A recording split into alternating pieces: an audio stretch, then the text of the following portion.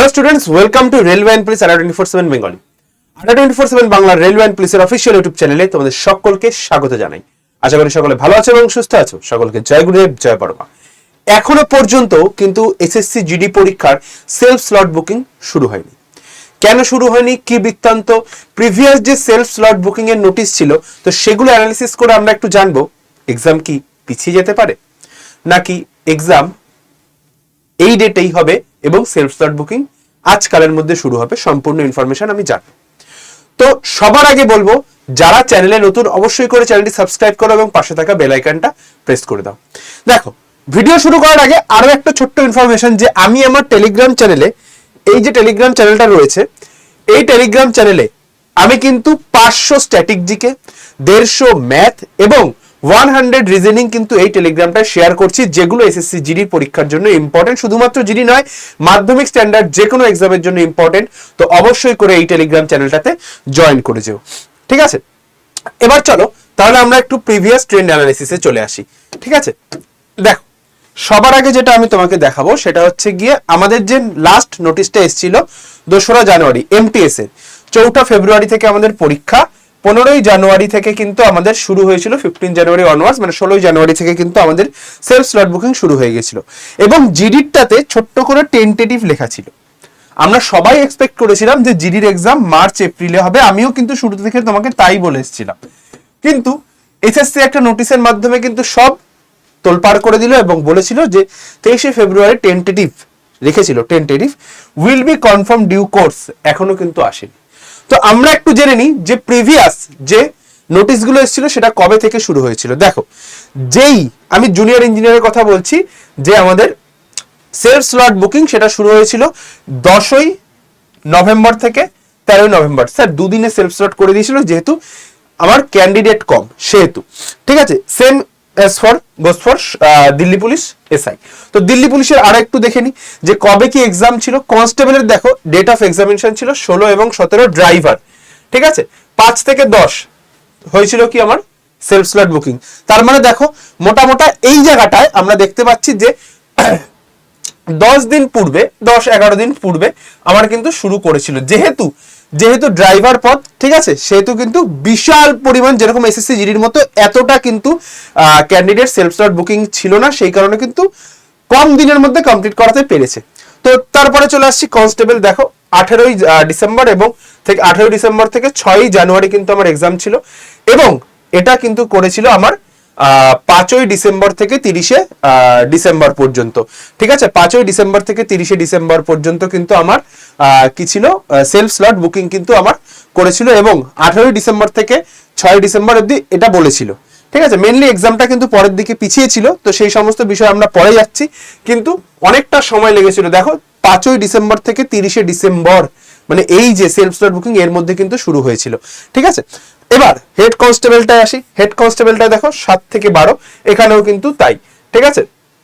এক মাস ধরে, অর্থাৎ আমার কিন্তু যেখানে ক্যান্ডিডেট সংখ্যা বেশি সেখানে কিন্তু আমার সেলফ স্লট বুকিং, দেখো এটা আমি প্রিভিয়াস নোটিশ গুলো বলছি, পরে কিন্তু চেঞ্জ হয়েছিল, কিন্তু নোটিশ গুলো কিন্তু একটা টেন্টেটিভ ডেট কিন্তু আমাকে দিয়েছিল এবং সেলফ স্লট বুকিং কিন্তু একটা হিউজ সময়।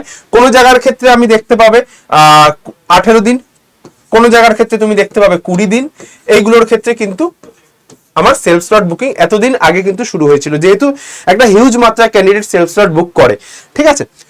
Head constable assistant wireless operator, তো এইখানটায় হয়েছিল কিন্তু সেম, যেখানে যেখানে ক্যান্ডিডেট কাউন্ট বেশি সেখানে কিন্তু আমার টাইম, সেলফ স্লট বুকিং এর টাইমটাও বেশি। তো এবার আসছি এসএসসি জিডির ক্ষেত্রে। এসএসসি জিডিতে প্রচুর সংখ্যক ছেলে মেয়ে পরীক্ষা দেয়, ঠিক আছে? আমাদের আমি টেন্টেটিভ 23 ফেব্রুয়ারি ধরছি, 23 টেন্টেটিভ, ঠিক আছে? আজকে কত তারিখ? আজকে হচ্ছে গিয়ে আমার 10 ফেব্রুয়ারি। তাহলে হাতে মাত্র, দেখো আমি গতকালকেও বলেছিলাম, গতকাল একটা ভিডিও এসেছিল, আমি বলেছিলাম আজ থেকে কালকের মধ্যে কিন্তু আমার সেলফ স্লট বুকিং শুরু হয়ে যাবে। কিন্তু এই যা পরিস্থিতি দেখা যাচ্ছে, আজ রাত অথবা যদি আগামীকাল হয়, আজকে রাত না হলে আগামীকাল অর্থাৎ 11 ফেব, ঠিক আছে? 11 ফেব রাতের মধ্যে যদি সেলফ স্লট বুকিং এর নোটিশ না আসে বা শুরু না করে, তাহলে কিন্তু 23শে ফেব্রুয়ারি এক্সাম হওয়াটা চাপের বিষয়। ঠিক আছে, 23শে ফেব্রুয়ারি এক্সাম হওয়াটা কিন্তু চাপের বিষয়। কেন স্যার? কারণ এত lakh lakh candidate self slot করবে, সার্ভারের প্রবলেম হবে, অনেক সমস্যা, কেউ করতে পারবে না।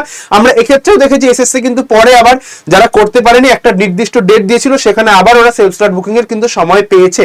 আমরা কিন্তু সেটাও কিন্তু আগে দেখেছি এসএসসির পুরনো যে ভ্যাকেন্সি গুলো ছিল সেখানটাতে। ঠিক আছে, তো সেই ক্ষেত্রে বলছি আজকের দুটো দিন ধৈর্য ধরো, যদি না আসে তোমরা এইটুকু ধরে নাও যে আরো মিনিমাম 5 থেকে 7 দিন সময় কিন্তু তোমরা বেশি পেয়ে যাবে প্রিপারেশনের জন্য। যদিও 5 থেকে 7 দিন প্রিপারেশনে এমন কিচ্ছু হয় না, কিন্তু আমরা ধরে নিচ্ছি যে 23শে ফেব্রুয়ারি যে চান্স কিন্তু কমছে, চিন্তা নেই এক্সাম হবে, এক্সাম হবেই, চিন্তা নেই, হয়তো কিছুদিন পেছবে কিন্তু এক্সাম হবেই। এক্সাম ক্যান্সেল বা এরকম বিশাল পিছিয়ে গেল 2 মাস 3 মাস এরকম নয়। তো আমি তোমাকে ডিটেল অ্যানালিসিস দেখালাম যে কারণটা হচ্ছে এই 10 দিনের মধ্যে আমার কিন্তু সবার সেলফ স্লট বুকিং করানো কিন্তু সম্ভব হবে না। ঠিক আছে, সেই কারণে ওই সার্ভার কিন্তু নিতে পারবে না এসএসসির, সেই কারণে কিন্তু 23টা পিছিয়ে 5 দিন হোক 7 দিন হোক 10 দিন হোক পিছিয়ে দিতে পারে। ঠিক আছে, আমি এক্সাক্ট ডেট এই মুহূর্তে বলতে পারছি না, কারণ আমার কাছে সঠিক ইনফরমেশন নেই। এই দুটো দিন ধৈর্য ধরো, তারপর একটা এক্সাক্ট ডেট আশা করি আমরা পেয়ে যাব যে কবে নাগাদ হতে পারে, কতদিন পিছোতে পারে। ঠিক আছে, আমি চেষ্টা করেছি সম্পূর্ণ সঠিক ইনফরমেশন কম সময়ের মধ্যে তোমাদের কাছে নিয়ে আসার। আমি চাই না ভিডিওটা প্রায় 20-25 মিনিট লম্বা হোক। আমি তোমাদের যেটুকু আমি গ্যাদার করতে পেরেছি ইনফরমেশন চেয়েছি সঠিক পথে তোমাদের চালনা করতে। কারণ আমি বারবার বলি যে স্বপ্নটা আমার শুধুমাত্র একটু নকনির জন্য আটকে গেছে, আমি তোমাদের মাধ্যমে দেশকে সেবা করার সেই স্বপ্ন কিন্তু পূরণ করতে চাই। তো আবারও বলছি সঠিক ইনফরমেশন সঠিকভাবে মাত্র পাবে এই চ্যানেলে। ঠিক আছে, তো আবারও বলছি এই ডেটটা তোমরা মাথায় রাখো, 11 ফেব্রুয়ারি ডেটটা। যদি হয়ে গেল তো ভালো, আর নয়তো কিন্তু তোমাকে চান্স দেওয়া হলো।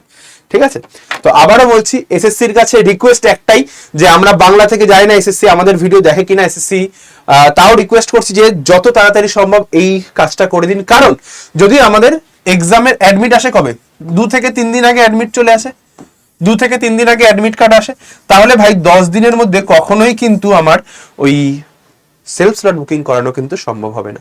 তো চিন্তা করো না, যখনই আমি একদম প্রপার নিউজ পাবো আবারও তোমাদের সামনে ভিডিও নিয়ে হাজির হব এবং খুব সুন্দরভাবে ইনফরমেশন দেবো। চিন্তা করো না, প্রিপারেশন চালিয়ে যাও।